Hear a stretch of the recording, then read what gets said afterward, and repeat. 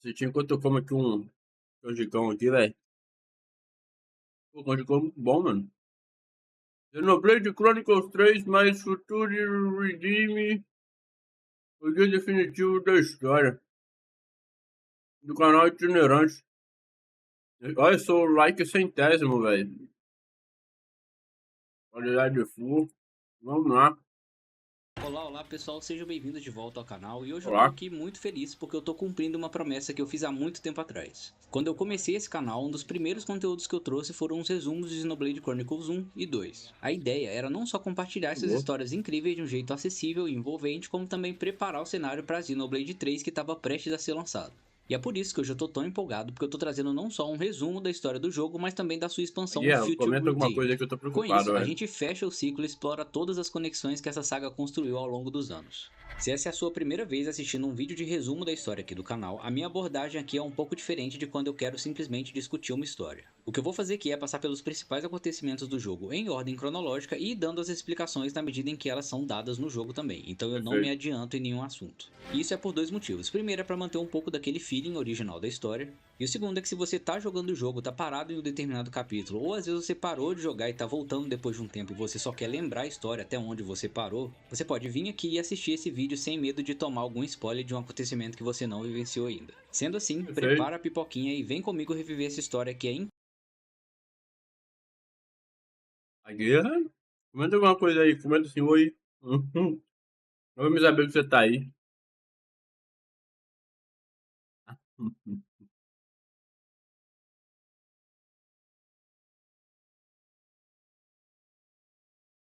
Foi na quinta, né? A guerra não atacou o próprio Tavareiro Mono, velho. Dormiu no meio do anime. incrível, inteligente e super emocionante. Só não se esquece de deixar um like se curtiu o vídeo e se inscrever no canal se ainda não tiver inscrito, porque esse vídeo aqui deu um baita trabalho pra fazer. Agora deixa eu parar de enrolação e começar logo, porque esse aqui vai ser um daqueles vídeos bem longos. Bora lá!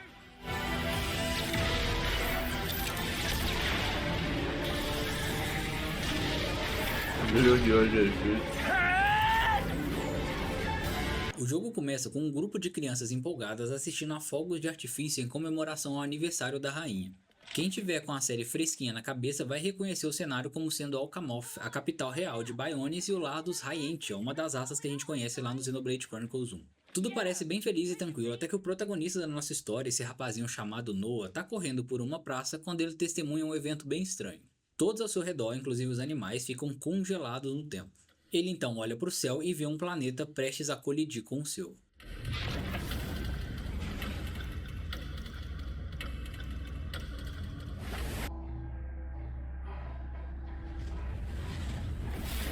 Mudando de cena, a gente agora é transportado para uma intensa batalha entre duas nações, chamadas Kevis e Agnus. Ambas as nações não estão representadas aqui só pelos seus soldados, mas também por enormes máquinas de guerra que são chamadas de ferrones, que possuem no seu núcleo um mecanismo chamado Flame Clock, ou relógio das chamas. Esses Flame Clocks são cruciais para a dinâmica da guerra porque eles absorvem a energia vital daqueles inimigos que são derrotados durante as batalhas. Esse sistema sustenta a vida dos combatentes, já que a energia que está sendo absorvida pelos Flame Clocks é Ô, essencial boa para a aí. sobrevivência deles. Vamos É entender melhor familiar, essa velho. história toda. A vida em Ionios, que é o nome do mundo do jogo, difere radicalmente do ciclo natural de vida que a gente conhece. As pessoas aqui não nascem através de gravidez, mas sim de cápsulas, e elas já nascem numa fase avançada da infância. Desde então elas são treinadas para a guerra e é isso que define o estilo de vida deles. Além disso, a expectativa de vida deles é limitada a 10 anos, que aqui no universo do jogo é chamada de termos, só que infelizmente a maioria deles nem chega a completar isso, como a gente viu ali na cena de batalha.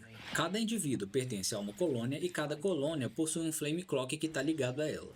E é justamente por isso que a sobrevivência dessas pessoas está atrelada à constante necessidade de matar inimigos e absorver a energia vital deles para manter esses Flame Clocks sempre ativos. Depois de uma rápida introdução ao sistema de batalha do jogo, a gente conhece os nossos três primeiros protagonistas, Noah. Caralho.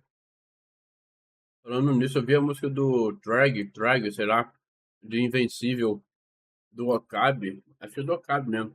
Caralho, mano. Música pesada, velho.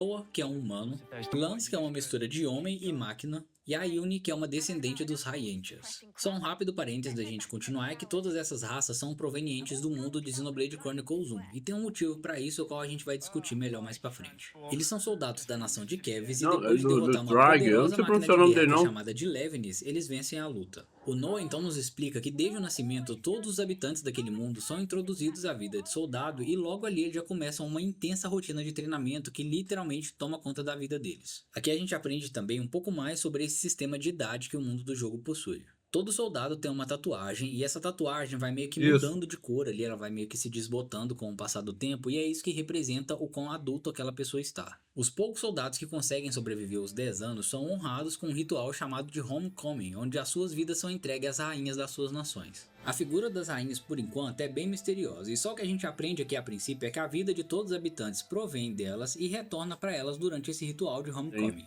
Isso aí eu tô lembrando dos outros vídeos que a gente Então, reagiu. pessoas que utilizam flautas para devolver a alma dos mortos às rainhas são quem conduzem esses rituais. Noah, o protagonista da nossa história, ele é um oficial e ao contrário dos seus colegas, ele não se sente muito confortável com esse estilo de vida de guerra constante em que eles vivem.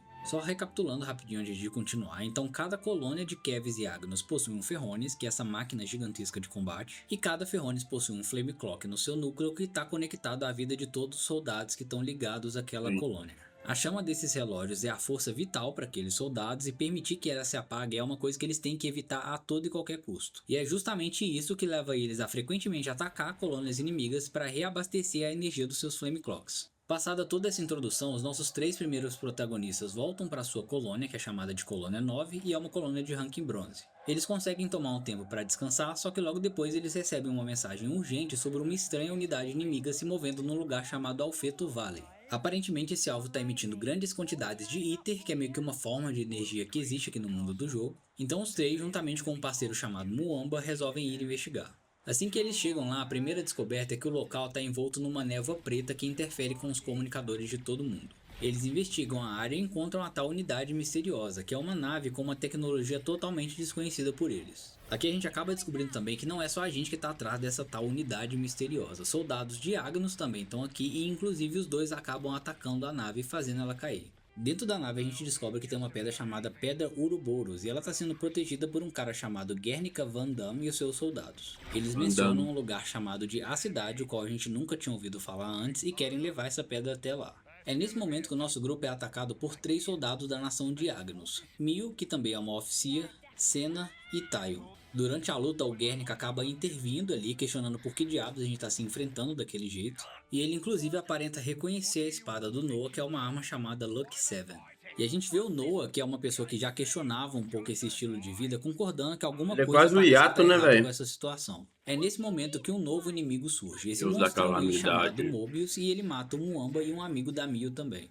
Os dois times se veem encurralados ali e acabam entendendo que eles não têm opção a não ser se unir para enfrentar esse novo monstro. A gente até tenta lutar contra, mas fica nítido que a gente não tem muita chance contra eles. E nesse momento, Van Damme Não ativa nada um não, velho. mecanismo que Fazer tá ali naquela personagem ele pedra que eles estavam parece, velho. defendendo. E esse mecanismo solta uma onda de luz que afeta todo mundo e transforma a Mio e o Noah numa poderosa nova forma chamada Uroboros. Usando essa nova forma, a gente quase consegue derrotar o Mobius e ele inclusive deixa escapar durante a Hiato não é luta que bonito aquela não, gente. forma Pelo é o amor de Deus. resultado de soldados de Kevis e Tá Agnos maluco. se unindo. Ele então decide fugir dali, só que antes de fazer isso ele conjura uma estranha marca no céu e fala que a partir daquele momento o nosso grupo se tornará um inimigo de todos. Depois disso a gente percebe que o Van Damme foi mortalmente ferido durante a batalha, só que antes de morrer ele nos pede para parar de lutar e nos conta que na verdade nós não somos inimigos. Ele então retira sua máscara e os 6 personagens acabam se assustando porque eles nunca tinham visto uma pessoa com pele enrugada, né, simbolizando que ela é uma pessoa mais velha.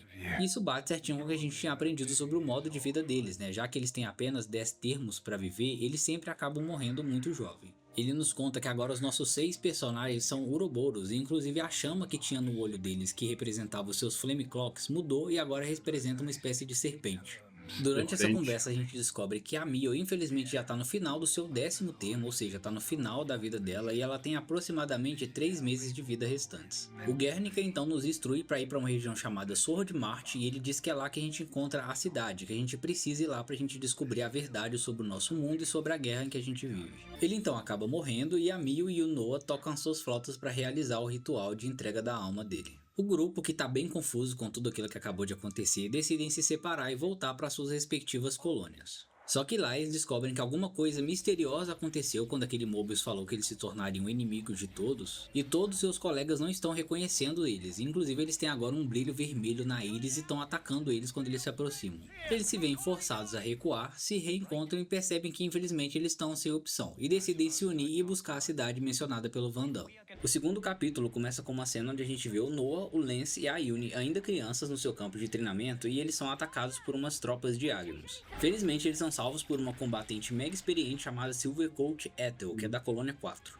Na próxima cena a gente vê vários Mobius conversando num lugar que parece um grande teatro. E é aqui que a gente descobre também Se não me engano, é esse aqui que é cheio de plot twist, né? Plot twist do plot twist do plot twist. que cada um deles é identificado por uma letra do alfabeto, como se isso fosse os seus nomes. Os Mobius D e J foram os que se uniram para formar aquele monstro que atacou o nosso grupo pouco antes, lá no início do jogo. E o líder de todos eles, que é um homem chamado Z, que na verdade é pronunciado Zed dentro do mundo do jogo, tá presente aqui também, assim como seus dois mais poderosos Mobius, M e N.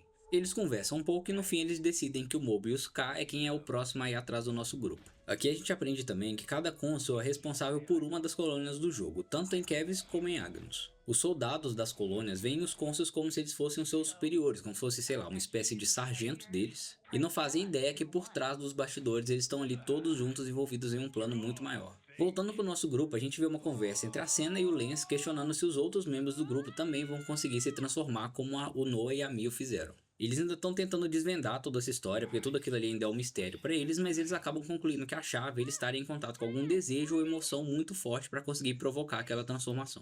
O grupo parte em direção à cidade misteriosa, que foi mencionada pelo Van Damme, e a gente acaba passando pela região chamada de Milik Meadows. Perto dali a gente vê o Khonsu K indo até a colônia 4 e ordenando pra Ethel, aquela soldado fodona que a gente acabou de ver em um dos flashbacks, derrotar alguns alvos muito perigosos que estão soltos ali pela região. E sim, ele tá falando do nosso grupo. Aqui a gente aprende um pouco também sobre o background da Ethel e a gente descobre que a colônia dela, que era de rank prata, foi recentemente rebaixada pro rank de sujeira, pelo motivo dela ter poupado a vida de um super soldado da nação inimiga, um cara chamado Kamuravi. Voltando ali pro nosso grupo, que tá num processo de descoberta, né, em relação a todos esses novos poderes que eles receberam, eles aprendem que eles podem usar as classes um dos outros quando suas afinidades aumentam o suficiente. E assim eles conseguem aproveitar a expertise de cada companheiro para melhorar sua performance dentro do combate. É como se de alguma forma todos eles estivessem conectados. Enquanto eles atravessam um deserto, Tyon comenta sobre um fenômeno misterioso chamado eventos de aniquilação, onde explosões misteriosas fazem com que regiões inteiras desapareçam sem deixar rastros. Esses eventos são mais comuns em lugares com alta concentração de névoa negra, como aquele que a gente estava lá no começo do jogo, onde a gente encontra o Van Damme, mas infelizmente não se sabe muito sobre nenhuma dessas duas coisas. Durante a jornada pelo deserto, a gente aprende mais sobre como Noah adquiriu essa estranha espada que ele tem. No início do treinamento, todos os soldados aprendem a usar armas chamadas Blades, que podem assumir diferentes formatos conforme a aptidão de combate de cada um. Só que o Noah, por algum motivo, tinha nascido sem a capacidade de conseguir conjurar as Blades, sendo visto como um peso morto pelos outros soldados. Foi aí então que o Nopon ferreiro chamado Riku apresentou para o Noah a espada chamada Lucky Seven, que é uma arma mágica que foi construída por 7 ferreiros Nopons lendários ao longo de 7 anos usando 7 diferentes tipos de aço. Ela é tão afiada que nenhuma outra arma pode cortá-la e até mesmo as existentes armaduras dos ferrones podem ser destruídas por ela. O Riku então por algum motivo oferece essa espada pro Noah e inclusive revela que ele é sim capaz de invocar sua Blade. Só que ele não faz por receio que ele tem daquele modo de vida onde eles vivem cercado por violência, mortes e guerra. Por fim, o Riku convence o Noah a aceitar a espada e o Noah meio que desenvolve uma técnica onde ele consegue esconder a Lucky Seven dentro da sua Blade e consegue sacar ela sempre que é necessário. Voltando pro presente e continuando a nossa jornada pelo deserto, o grupo agora é surpreendido pelo Ferrones da Colônia 4, que está sendo guiado por Ethel, que de alguma forma está sob o controle do Khonsu K, inclusive ela tem um estranho brilho vermelho nos seus olhos. Por causa disso, a Ethel não reconhece o Noah e seus amigos e enxerga eles como se fossem inimigos. O Noah até tenta falar com a Ethel, mas ela fala só vê como uma se figura Blade sombria fosse e espada em misteriosa inglês. quando olha para eles. Eles então ficam encurralados e acabam sendo forçados a enfrentá-la em combate. Por causa de um golpe de sorte do destino, tem muita concentração de névoa preta ali naquela região, e o controle do Khonsu K sobre a Ethel acaba falhando momentaneamente, permitindo que o Noah comece a despertá-la do controle do Khonsu. Quando o Khonsu K percebe isso, ele resolve atacar diretamente, Ouviu o John também veio e força o Noah na e a Mio a cabeça. se transformarem em Ouroboros. Durante a luta, o Khonsu K absorve a vida Boa dos noite, John. soldados que estão mortos ali perto através do Flame Clock dele, usando a energia deles para se curar. Inclusive, ele revela que se sente no direito de fazer o que quiser com a energia dos Flame Clocks e que ele pode simplesmente criar novos soldados caso a energia dos atuais se acabe. A gente vai entender tudo isso um pouco melhor mais pra frente. O grupo, que começa a perceber que eles não vão ter chance de derrotar aquele Mobius, resolve tomar uma atitude bem drástica ali no meio de desespero, que é destruir o Flame Clock que tá alimentando o Mobius, mesmo sem saber muito bem o que seriam as consequências de fazer isso. Finalmente o Lance e a Senna conseguem se transformar para proteger o grupo e logo em seguida o Taion e a Yuni também se transformam.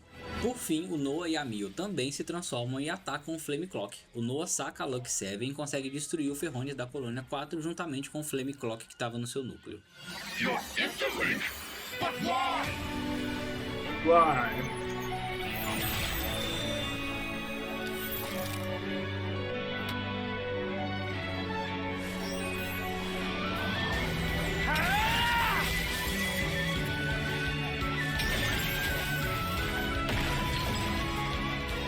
Por fim, o grupo finalmente derrota o Khonshu Ka, que revela ser um humano idoso por trás da máscara. O Noah e a Mio tocam a melodia que envia o espírito do Khonshu embora, percebendo que ele na verdade não era lá tão diferente deles. Para surpresa de todo mundo, a destruição do Flame Clock não afeta negativamente os habitantes da Colônia 4, permitindo que eles na verdade possam viver livres da necessidade de alimentar ele para sobreviver. Durante uma conversa entre o grupo na Colônia 4, o Taion observa que o Khonshu Ka, responsável pelaquela colônia de Kevis, também era cônsul de uma colônia lá de Agnus. Eles começam a questionar como podem eles estar em guerra sendo que eles estão sob o comando das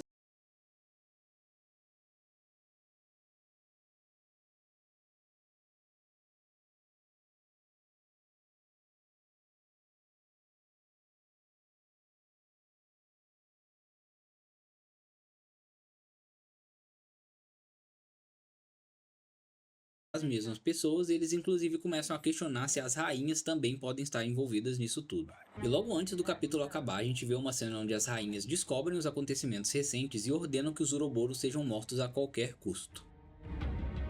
Henceforth, all orders are rescinded. Eliminate Ouroboros at all cost.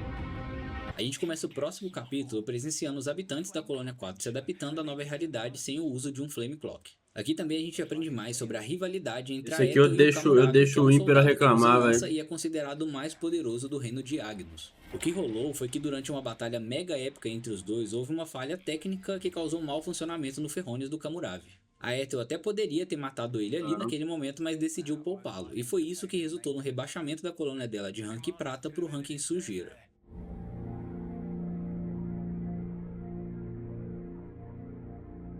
Continuando a jornada para Sword Mart, o grupo aprende com a Aether que a rota mais rápida seria na verdade cruzando o oceano, mas infelizmente tem um misterioso vórtex no meio dele que suga e destrói tudo que se aproxima. Sendo assim, o grupo decide seguir uma rota ao sul que, apesar de demorar 2 meses para ser cruzada, é muito mais segura. A Aether também menciona a possibilidade da cidade mencionada pelo Van Damme ser uma mentira, já que ela já passou pela região de Sword Mart e não viu cidade nenhuma lá. Passando agora por um lugar chamado Ruby Flats, as meninas do grupo decidem que estão se sentindo deixadas de lado quando entram em Interlink, já que os rapazes são sempre quem controla as formas Ouroboros. Em seguida a gente passa por Raybell Tablelands e é aqui que o Noah repara pela primeira vez numa espécie de ciclo de vida nos animais, onde ele consegue ver filhotes e versões mais velhas de cada espécie. É nessa ocasião que ele reflete pela primeira vez como que isso soa muito mais natural do que aquele estranho ciclo de vida mega curto que eles têm e vivem.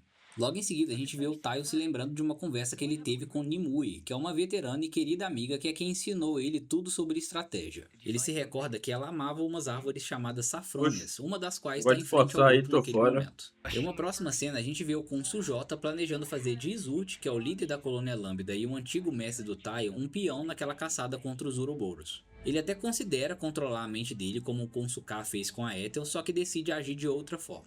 Voltando pro nosso grupo, a Yuni encontra um estranho cadáver que tá com uma identificação que diz que o nome dela era Euni. O cadáver inclusive se assemelha fisicamente à nossa Euni e quando ela se aproxima ela tem uma visão onde ela está sendo atacada e provavelmente morta por um cônsul. O grupo então encontra um Ferrones de ouro entre os destroços de uma gigantesca batalha e se questiona sobre o que pode ter acontecido ali. Enquanto eles pensam, um Levinis de guerra que estava soterrado reativa e o grupo tem que enfrentar ele. Durante a noite, o grupo monta acampamento para descansar, mas a Yuni infelizmente continua sendo atormentada por visões da sua própria morte. Na manhã seguinte, eles decidem utilizar alguns túneis para continuar a viagem e evitar ataques da colônia Lambda que está ali por perto. Entramos agora nos túneis de Uraia. Ah, é a nostalgia de Xenoblade Chronicles 2 que bate aqui. Enquanto Não, o fato de eu ter visto a data do jogo ali, mas se não me engano, agora que eu tô me dando um déjà vu aqui, eu acho que eu fiz a mesma coisa quando a gente viu um vídeo lá sobre Xenoblade 3, velho. Eu achei estranho o gráfico do jogo aqui, como os personagens são bem travados, assim. Eles se movem assim, tá ligado? Meio robotizado, sacou? Aí eu fui ver a data pra ver se era um joguinho mais antigo e tal, mas não, é de 2022, velho. 2022, dá pra fazer melhorzinho, velho. Enquanto a gente avança pelos túneis, o nosso grupo é atacado por soldados agnianos que usam uma fumaça venenosa para criar uma emboscada. Durante a fuga, a gente é surpreendido pelo Ferrones da colônia Lambda e Isurd, que está sob o controle do Cônsul J. Ele revela que está usando a mesma tática que matou Nimue, aquela antiga amiga do Taion, na frente dele, tentando quebrar ele emocionalmente. O grupo enfrenta e derrota as tropas agnianas e pela primeira vez a gente vê em cutscene aquela nova versão das transformações Ouroboros, onde são as meninas que estão liderando. Have we?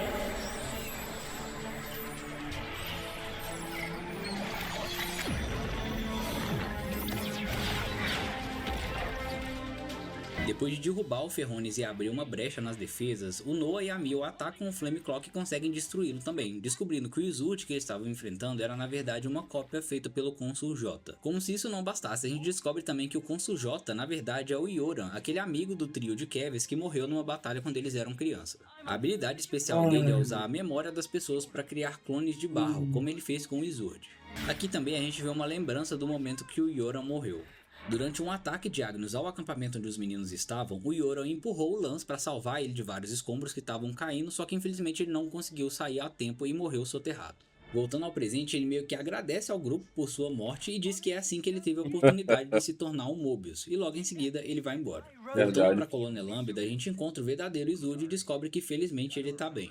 Enquanto Noah e a Mio tocam pela alma dos mortos, o Taion e a Yuni refletem sobre o motivo por trás daquele ritual. Se só aqueles que sobrevivem até o seu homecoming retornam para as rainhas, não se sabe ao certo o que acontece com os que morrem no campo de batalha. Segundo o Taion, esse rito os ajuda a acreditar que eles estão sendo levados para algum lugar, então, pelo menos, mal não faz. Antes de concluir o capítulo, a gente passa por mais duas regiões, chamada Danag Desert e depois Elace Highway. A gente começa o capítulo 4 vendo o lendário Kamuravi em ação. Controlando um Ferrones mega ágil, ele aniquila campos de batalha inteira com relativa facilidade. Só que isso era no passado e a gente descobre que no momento ele está preso numa cela, culpado pela queda da sua colônia depois dele ter sido derrotado por combate pela Ethel. Ele recebe uma visita surpresa do N e conhecendo os mobs a gente pode deduzir que o motivo da visita é colocar o Kamuravi contra o nosso grupo. Voltando para nossa turma, a gente vê os 6 enfrentando um poderoso dragão. Depois da luta, eles comentam sobre o superaquecimento que acontece quando eles ficam em Interlink por muito tempo e eles se questionam sobre o que será que acontece caso eles não se destransformem quando esse superaquecimento acontecer. Aqui a gente tem também o momento onde Taion e o grupo pela primeira vez começam a imaginar como é que seria uma vida que durasse mais de 10 anos, como o Van Damme tinha dito para eles lá no começo do jogo. Logo em seguida, a gente vê que a Ethel e o seu parceiro Boleares foram convocados para uma audiência com a rainha de Keves. Na audiência, a rainha está acompanhada de N, o seu cônsul dourado, e eles estão mostrando para Ethel a sua nova arma, chamada o Aniquilador. Ela é uma arma capaz de causar os mesmos efeitos daquelas explosões de aniquilação, ou seja, ela literalmente faz com que uma determinada região possa sumir do mapa sem deixar nenhum rastro. Eles usam o momento para testar a arma nas montanhas de Uraia, chocando todo mundo com o alto poder destrutivo que o canhão tem. A rainha então, juntamente com N, ameaça de usar o canhão contra a colônia 4 caso a Ethel não obedeça uma ordem que eles vão passar para ela, a qual a gente vai descobrir já já o que é. Voltando pro grupo, eles finalmente começam a refletir sobre a possibilidade de que todas as suas vidas, incluindo a guerra entre as duas nações, estejam sendo orquestradas pelos cônsuls. O grupo chega em Heimakta Wildwood e lá o Lance comenta que os soldados de Kev são fisicamente mais fracos que os de Agnus. Por causa disso, eles utilizam equipamentos especiais que amplificam sua força física em combate para se igualar aos agnianos. Em uma próxima cena, a gente tem um momento comovente onde a Monana, que é uma dessas Nopons que nos acompanha, encontra uma fruta que, segundo ela, vai render uma refeição lendariamente saborosa. Só que infelizmente a fruta ainda não está pronta para consumo e eles precisam aguardar 1 ano caso queiram comê-la. Pensar nisso faz a Yuni se comover com a situação da Mio, já que a essa altura ela tem menos de 3 meses de vida. A Mio diz estar em paz com isso, já que de certa forma ela já deveria ter morrido se não fosse por uma querida amiga dela chamada Miabe, que se sacrificou para salvá-la durante um trágico acidente no passado. Em uma próxima manhã, o grupo está prestes a partir para o seu próximo destino quando eles encontram com Boleares ferido na floresta, e depois de ajudá-lo a se recuperar, ele revela o que aconteceu com ele e com a Ethel lá no castelo de Keves. Ele conta que N e a rainha estão dispostos a destruir todos os membros da colônia 4 4 devido ao fato deles terem tido contato com os Ouroboros e pelo fato também deles estarem livres dos fardos do Flame Clock. Segundo a própria rainha, aqueles que não batalham para sobreviver nesse modo de vida louco que eles têm não merecem viver. Eles exigem que a Ethel destrua os Ouroboros caso ela queira impedir o ataque. Até o contra momento sua que eu colônia, vi tava e além disso, 2 a eles 2. entregam pra ela o Kamuravi Foi 3 a pra 2 auxiliá-la pro e Corinthians? forçam os dois a trabalharem juntos. E se você tá se perguntando por que eles simplesmente não controlam ela igual fizeram no passado, o N traz a resposta pra isso e revela que agora que ela tá livre da influência do Flame Clock, eles não conseguem mais controlá-la através da íris vermelha. A gente pega aqui também uma fala estranha, onde eles dizem que pra evitar renascer, Entendeu? eles preferem 4 a usar 2? chantagem, Caralho. porque enquanto fazem isso, eles inclusive se divertem. Pra completar tudo isso, eles construíram um novo tipo de ferrones exclusivo pra Ethel e pro Kamuravi usarem nessa missão de destruir os Ouroboros.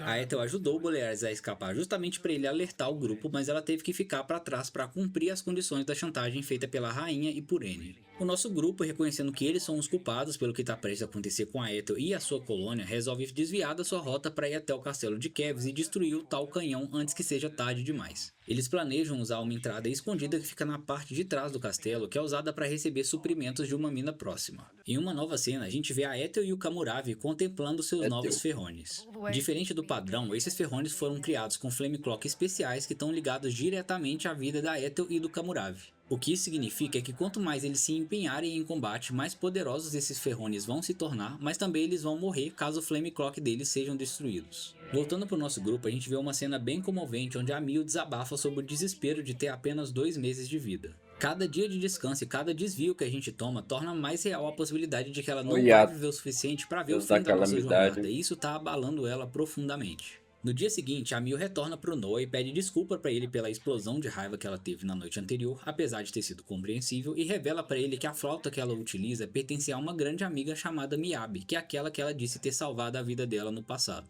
Um dia, por causa de um experimento que deu errado, as duas ficaram presas em uma estação e a Miyabi se sacrificou para que a Mil conseguisse escapar. A Mil se sente culpada por ser mais velha do que ela e pensa que a Miyabi é quem deveria ter sobrevivido, já que ela teria mais anos à frente dela. Por fim, ela propõe ao Noah que os dois troquem as suas flautas para que a flauta de Miyabi seja tocada por mais tempo depois que ela se for. Aproximando-se do castelo, nosso grupo é encontrado pelos ferrones de Ethel e Kamuravi e junto com eles estão os cônsuls O e o cônsul P.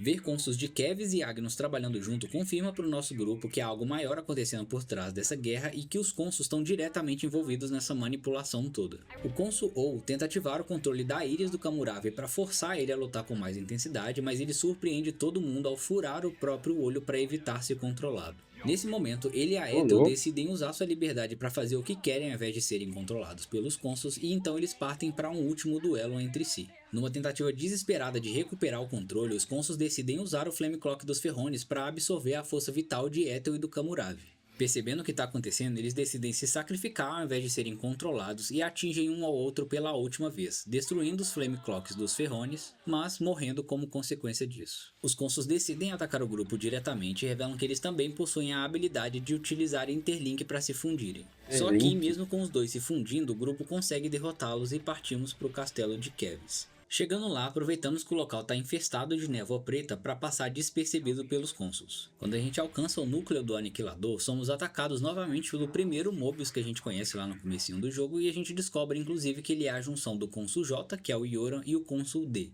A Ione continua sendo atormentada pela visão desse Mobius matando ela sem entender como isso pode ser possível. Durante o confronto, a Ione está visivelmente abalada e com dificuldade de se concentrar devido à estranha sensação que ela sente sempre que se aproxima do Mobius. Felizmente ela consegue usar isso ao seu favor e distrai eles enquanto mira os ataques no Aniquilador, destruindo o canhão no processo, só que infelizmente o Mobius escapa.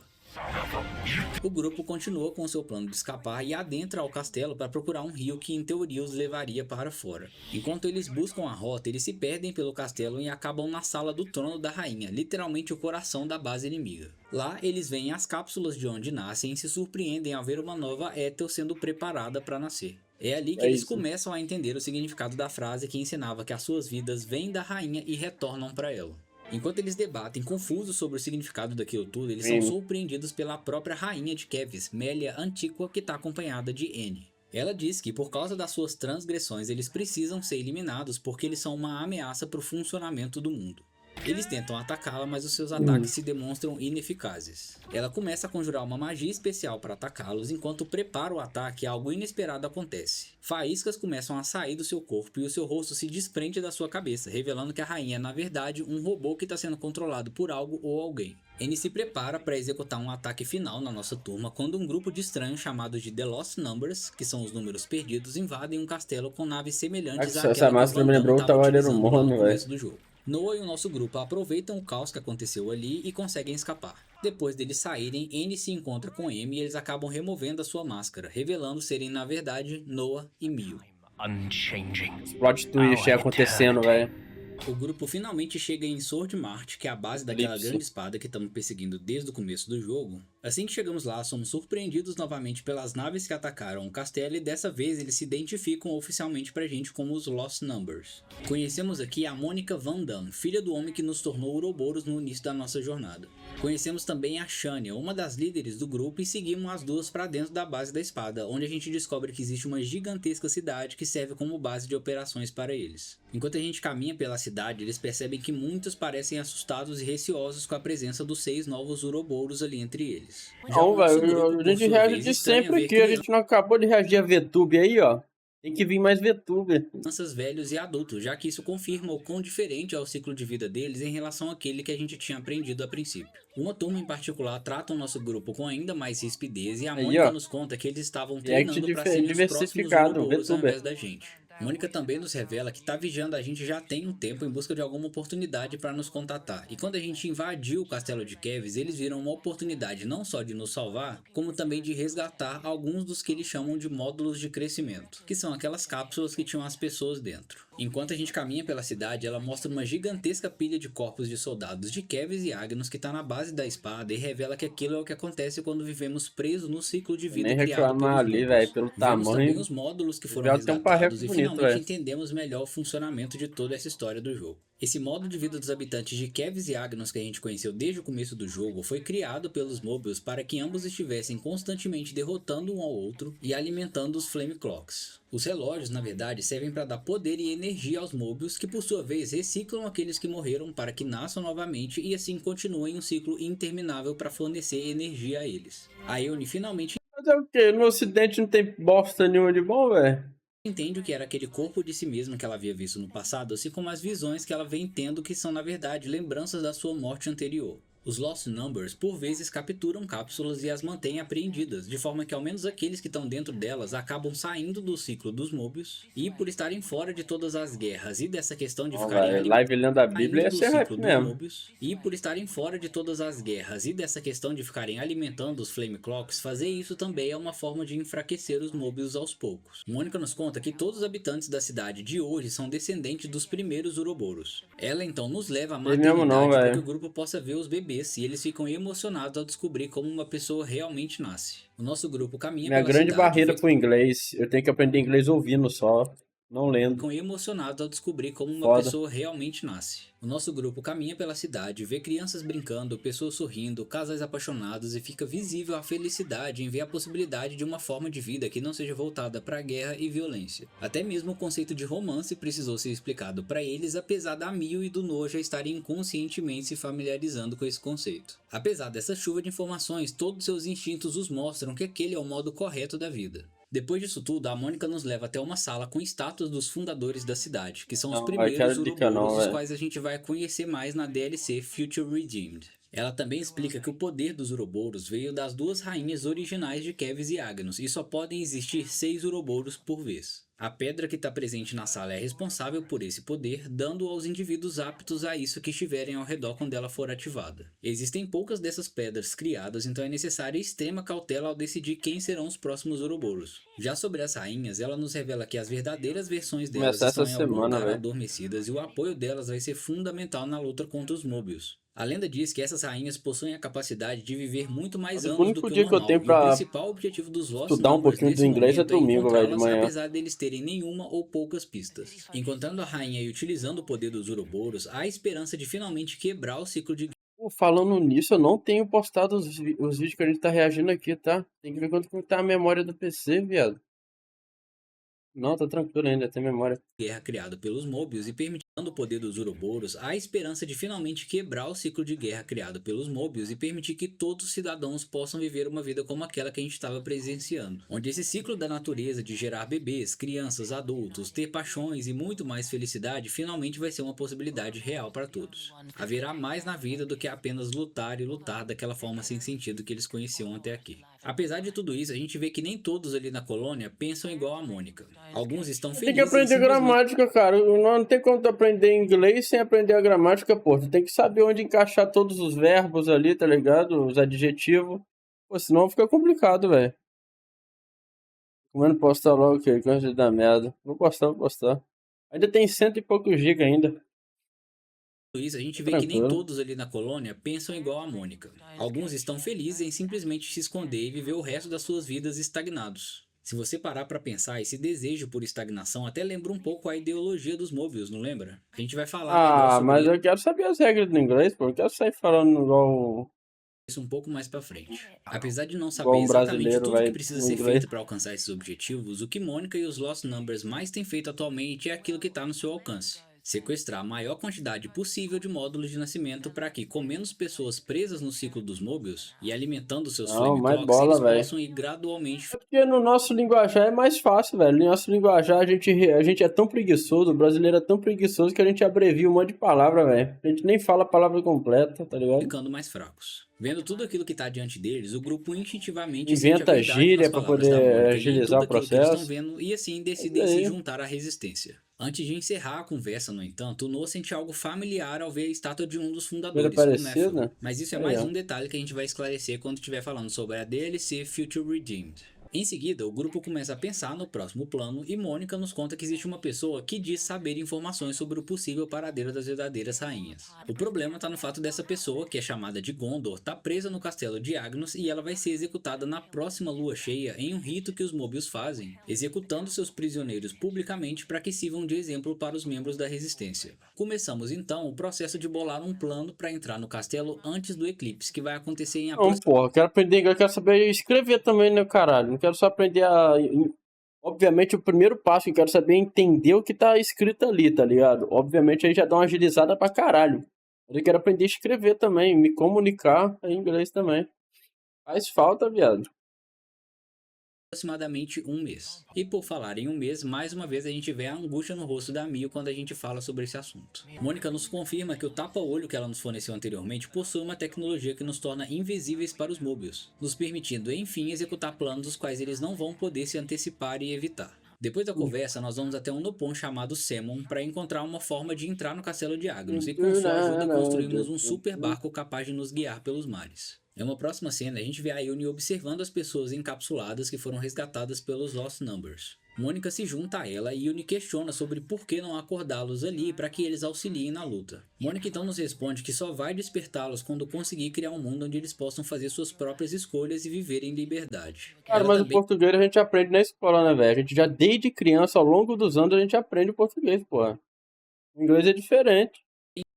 incentiva a Yuni a não se preocupar Bom, se tu sabe montar padrão, escreve um texto pra mim em inglês aí. Ah, mano, mas isso aí eu não vou saber se você vai estar pegando no Google ou não, então esquece. com a versão anterior de si mesma a qual ele encontrou morta e focar na verdade em construir o seu futuro a partir dali. Utilizando o barco criado por Semon, partimos então para o mar de Erythia. A ideia é encontrar alguns dutos de ventilação na base do castelo e usá-los para subirmos até o topo, onde Gondor está aprisionada. Conseguimos nos infiltrar na prisão chamada de Ligart Prison Camp, onde encontramos Gondor e descobrimos que ela é uma adolescente cheia de marra e que curte bastante falar uns palavrões. A princípio, ela se recusa a ajudar o nosso grupo, ao que, segundo as palavras dela, seria uma jornada para derrotar Português o é bom, Eterno velho. agora, e decide, na verdade, brigar contra a gente. Durante a luta, um estranho pingente que ela carrega em um colar brilha ao se aproximar da Mio e do Noah e descobrimos também que ela é filha da Mônica. Apesar de saber que está bom prestes mesmo. a ser executada, ela acredita que ela ser sacrificada com seus companheiros que estavam ali vai ser um dano menor do que as dezenas de vidas que vão ser perdidas caso ela ajude a dar continuidade a essa guerra contra os Mobius. Só que, felizmente, o Noah e a Mio fazem um discurso que mostra para ela a convicção e o potencial que o nosso grupo tem e a gente consegue fazer ela mudar de ideia. Ela então entrega o seu pingente para a Mio e para o Noah e diz que ele é, na verdade, uma chave para abrir um lugar chamado Cloud Keep, Cara, eu que é não onde a conheço verdade ninguém que aprendeu a falar, assim, ser fluente em inglês só escutando falar, tá ligado? Eu não conheço.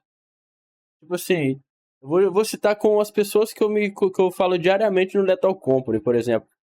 Porque lá eu conheço bastante gente que sabe falar inglês, só que eles não sabem digitar inglês, tá ligado? Se for você pedir pra eles formularem uma frase, fica difícil. Na hora de saber onde colocar os adjetivos, o negócio ali. Um ou outro eles até sabem, tá ligado? Mas é muito difícil, tá ligado? Formular, escrever, faz uma redação em inglês aí pra mim. Ele não sabe, tá ligado? Eu falei que é algo secundário. Não, mas então a gente tá de acordo, é isso que eu tô falando. Eu quero aprender a entender, cara. O primeiro passo é entender. Só que eu não vou, assim, abandonar o estudo de inglês só pra... vou ficar só vendo vídeo aqui em inglês aqui. Inclusive, eu não aprendi porra nenhuma aqui só vendo vídeo em inglês. Isso é a maior fake news que existe na tela. Vê vídeo em inglês aí que tu vai aprender a falar inglês rapidinho. Vai nessa, A verdadeira rainha de Agnus está adormecida. E por último, ela nos diz que o nosso grupo vai ter uma chance de escapar dali em 3 dias, que é quando vai acontecer um treinamento em larga escala em uma das ilhas que está ali por perto. Chegado o dia, o grupo se organiza enquanto vê a Shania, uma das líderes da resistência, se unir ao grupo dentro da prisão. Depois de uma sequência de eventos para criar distrações e derrotar alguns guardas, o grupo chega no portão por onde a gente vai escapar. Exato, mas, mano, tem que ir infelizmente, a gente acaba aprendendo sendo também, tem surpreendido por que máquinas de guarda do castelo que conhecer por o que tá algum sendo motivo não foram dito. participar do suposto treinamento que haveria naquele dia. Descobrimos Gramática. que quem vazou o nosso plano foi a Importante, né? Shania, que na verdade é uma infiltrada que tá apoiando os Mobius. Quem também tá presente ali é o N e a Amy, que como a gente já sabe são os 2 Mobius de elite e os mais perigosos que a gente Pô, conhece até Jonathan, o mas momento. não dá, Jonathan. Eu não tenho tempo pra isso, não. Não tem como eu deixar meu celular em inglês, meu computador em inglês, tudo é em inglês. Aí eu vou gravar um vídeo, eu tenho que estar aqui, ó, Google. O que é isso aqui? Tá. Fala. Ah, não, o que é aquilo ali? Pausa o vídeo. O que é isso aqui em inglês? Ah, tá. Então, gente. Não, peraí, o que é aquilo ali em inglês? Tem que... Ah, pô, não dá pra ficar assim, caralho. Tá maluco, velho? Tem que ficar pesquisando o tempo inteiro o que tá na minha tela? É foda. Quem tá desocupado, tem nada pra fazer da vida, fica aí. O dia inteiro aí pesquisando o que tá sendo dito, mas pra mim não dá não, velho. Pra mim é muito mais prático eu estudar, tá ligado? Aprender os verbos, aprender os adjetivos, aprender os comprimentos. E aprendendo de pouquinho a pouquinho assim, tá ligado? Como se tudo isso não bastasse, é aqui que eles se revelam oficialmente pro nosso grupo e mostra que eles de alguma É assim forma que a são criança boa e aprende boa. Nessa cena, a a língua Shania nativa. É, mas aí é o que eu te falei. Ela não sabe escrever o que ela tá falando, tá ligado? aproveita para revelar um pouco mais das motivações por trás da E traição às vezes dela. ela nem fala Ela dizia direito. muito mais Só em vantagem certa nesse idade, sistema tanto que ela os Mobius escutar. criaram em Mas relação ao aí, nosso. mas aí, Jonathan, tu concorda comigo? A criança, ela escuta isso aí a infância inteira. Ela vai escutando, até chegar uma idade que ela vai aprender aquilo ali, tá ligado? Já que no nosso, quando a pessoa morre, ela só tem uma chance, né? Morreu, acabou. Diferente desse Quantos que foi meses criado até pelos uma Mobius, criança onde aprender as a falar pessoas uma morrem, palavra, revivem, tá morrem ligado? e revivem É quantas foda. vezes eles desejarem. O nosso grupo resolve distrair M, N e os soldados para que Gorgon Ignorar o tenha uma Jonathan chance de também. escapar e Também é uma inevitavelmente a boa gente dica. acaba tendo que enfrentar eles. Só que logo antes da batalha começar, a gente vê uma rápida cena onde a Amy separa a Mia do nosso grupo e apesar da gente não entender o que aconteceu entre as duas, a gente vê a Amy derramando algumas lágrimas antes da gente começar a batalha. Se tu fizer um curso, estudar direitinho, aí não demora tanto, tá ligado? É mais rápido do que você aprender a moda caralha, tá ligado? Se foda assim, se vira. O estudando é mais rápido, velho. Cara, minha prima com 6 meses, ela já aprendia hard o inglês, velho. Sabia muito do inglês. E ela não sabia nada, porra nenhuma, igual eu, assim, leigo pra caralho. Começou a fazer um curso na... Acho que é CCAA, negócio assim que se chama. 6 meses ela tava aprendendo pra caralho inglês, velho. E escrever também.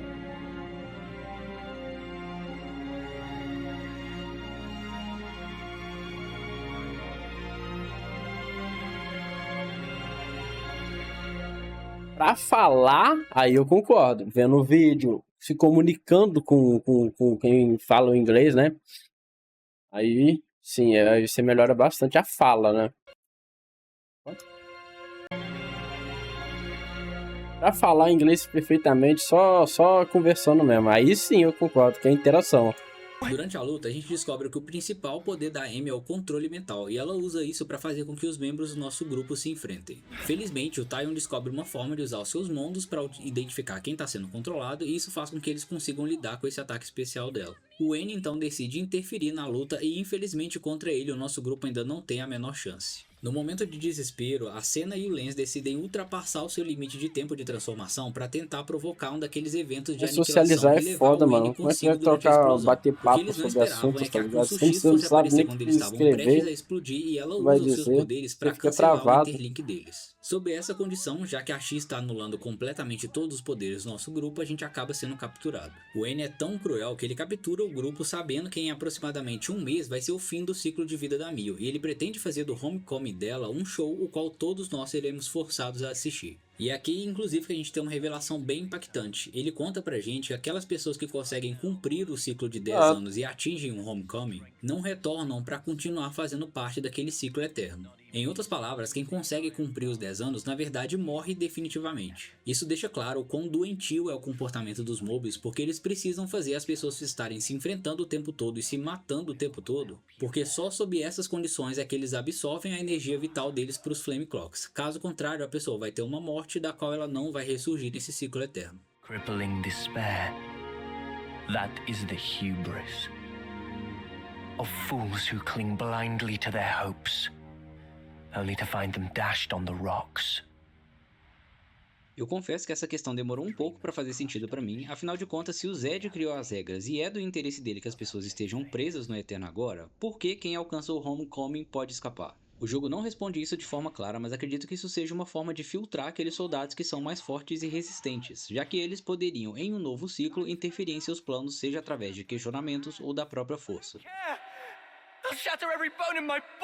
Durante esse tempo que a gente está capturado esperando o momento do homecoming da Mio, a gente vê um pouco mais sobre a natureza do N. Ele é completamente obcecado com a ideia de um eterno agora e ele dá muita ênfase no ciclo de sofrimento que todas aquelas pessoas estão presas, e a gente vai entender um pouco mais sobre ele já já. Só que apesar disso tudo, Noah comenta com o grupo que ele viu um pouco de tristeza nos olhos do N, o que é diferente dos outros. O pior que essa pose dele aí tá me lembrando o Gueto, velho. Aqui a gente percebe também como o nosso grupo mudou desde o começo da história, e agora eles não só parecem familiarizados com a ideia de uma vida longa e livre desse ciclo de violência, como na verdade eles estão desejando isso com muito mais intensidade do que antes. Infelizmente, o grande dia chega e o grupo é levado para assistir a Mio falecer. Enio, Konsushi, Zashania e até mesmo a rainha falsa de Agnus, uma suposta Nia, estão presentes nesse grande momento. Mio é trazida pelos guardas e enquanto um grupo de officers toca a famosa melodia do Homecoming, o grupo é forçado a assistir enquanto o corpo de Mio lentamente se transforma em partículas douradas no ar.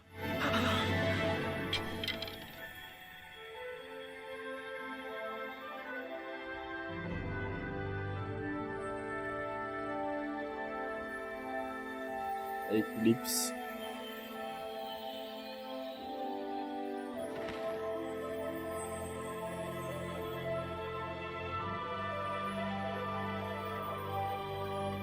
It's been fun, Noah.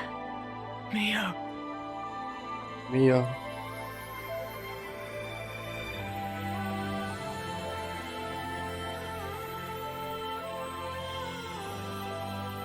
Quem tem sotaque pra aprender inglês, hein, velho?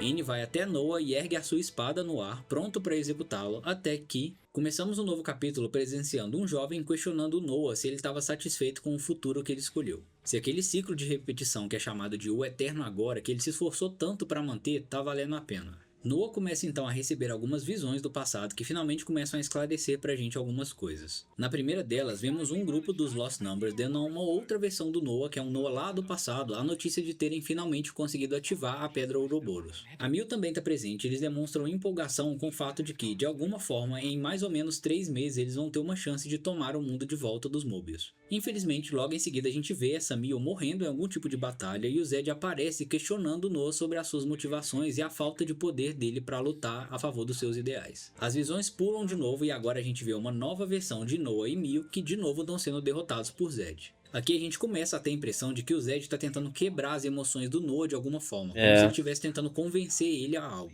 Numa próxima cena a gente vê novas versões do Noah e da Mio que dessa vez estão desistindo das batalhas contra os Mobius e fogem para umas montanhas onde infelizmente eles acabam morrendo sozinhos. Pulando de novo para uma nova versão do nosso casal, a gente vê que eles aqui inclusive têm um bebê. Esse garotinho vai se chamar Gondor e a gente vai conhecer mais sobre ele na história da DLC. He looks just like Daddy. Essa versão deles também não teve um final feliz, já que a gente vê nessa cena o Noah e a criança assistindo uma Mio aparentemente doente em uma cama. I hope Deve ser muito doido, né? Tudo do nada vai pro futuro assim, aí descobre que tudo tá casado. kinder to Tem um you. filho, velho. É chocante saber com quem tu casou, velho.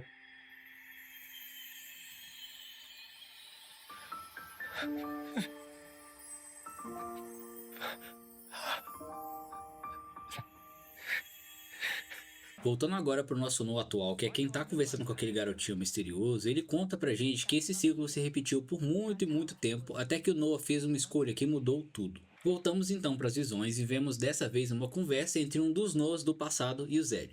Zed está questionando se o Noah consegue enxergar quantas vezes ele esteve diante de dois caminhos. Um que o levava à tristeza, morte e decepções e um outro caminho que podia mudar o rumo da sua história. Ele pergunta então se já houve algum momento em que ele desejou que o tempo simplesmente parasse. E foi assim, mostrando a uma determinada versão do Noah o quanto ele já sofreu nas suas versões passadas, que o Zed o convence a se unir ao grupo de Mobius e desfrutar do eterno agora que ele criou para ele e seus selecionados companheiros. Voltando agora pro nosso Noah que está conversando com esse jovem misterioso, ele pergunta se a gente faria essa mesma escolha do N, caso a gente pudesse escolher novamente. O Noah diz que não pretende seguir o mesmo caminho e que agora ele quer na verdade fazer o possível para honrar o legado que a Mil deixou em suas mãos ao partir. Ele quer construir um futuro onde as pessoas possam sentir genuína felicidade, e ao perceber isso, o jovem tira o seu capuz e revela ser a sua Mil, aquela que tinha morrido alguns segundos antes. Confuso com o que tinha acabado de acontecer, o Noah acorda de volta naquele momento em que ele está prestes a ser atingido pela espada de N, e ambos são surpreendidos por M, que está agindo de uma forma um tanto estranha. É Ela loucura recolhe mesmo. as flautas de Mil e Noah no chão, entrega uma delas pro Noah e pergunta Eita. se ele gostou do seu novo corte de cabelo.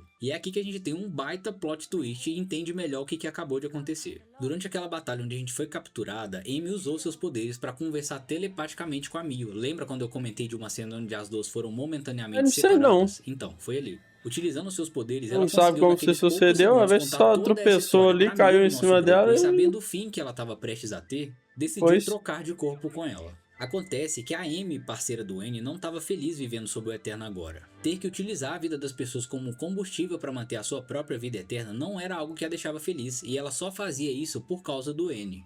Então, vendo ali não só uma oportunidade de dar uma chance para o nosso grupo finalmente acabar com toda essa história, mas também de se libertar daquele sofrimento, elas concordaram com a troca de corpo e desde aquela parte a Mil que estava nos acompanhando era na verdade a Amy e a nossa Mil estava lá juntinho com o N. As cenas que a gente estava vendo anteriormente estavam se passando dentro da cabeça do Noah e elas são mais uma demonstração desse poder da Amy, só que dessa vez era a nossa Mil que estava usando ele para contar pra gente toda essa história relacionada ao N. O N, depois que percebe o que tinha acabado de acontecer, surta completamente, considerando que desde o princípio ele só tinha aceitado entrar pro Eterno agora, com a esperança de que ia poder viver eternamente do lado da sua amada depois de Assim todo o como pode sofrimento que eles tinham acontecer passado também. juntos. Vendo que o N tá prestes a explodir num Nunca surto de se raiva, sabe, a o Mil liberta o futuro restante do é grupo e quebra o imprevisível. cajado da Consul X, que era o que estava bloqueando os poderes de Interlink da nossa turma. A gente confronta o N novamente e a Mil até tenta explicar pra ele que a Amy quis trocar de lugar com ela porque Exato. ela tava exausta daquele mundo e daquele modo de vida que eles tinham que ter. Por mais que ela também amasse ele, ela queria viver uma vida normal, limitada, ao invés de ter que ficar sacrificando inúmeras vidas Às vezes tu pode descobrir constantemente que o pra se casamento manterem com quem vivos tu e naquele casou tá estado uma estático. bosta, tá A ligado? Consul X, vendo que o N tava Briga prestes a ser pra derrotado, caralho. ativa uma arma especial na falsa rainha de Kevis e força um novo confronto com o grupo. Mas, felizmente, com os nossos poderes de Interlink de volta e a espada do Noah, que aqui é chamada de Espada da Origem, mas é a Lux 7 que a gente já conhecia, a gente consegue derrotar os dois. Vendo que a derrota estava iminente, Lady a Consul Origin. X revela que ele também tem uma daquelas armas de destruição em massa que são chamadas Annihilator, e com a ajuda da traidora da Shani, ela planeja lançar um disparo contra a cidade. O nosso grupo até tenta, mas infelizmente eles não conseguem impedir o disparo e a cidade é completamente destruída por um evento de aniquilação.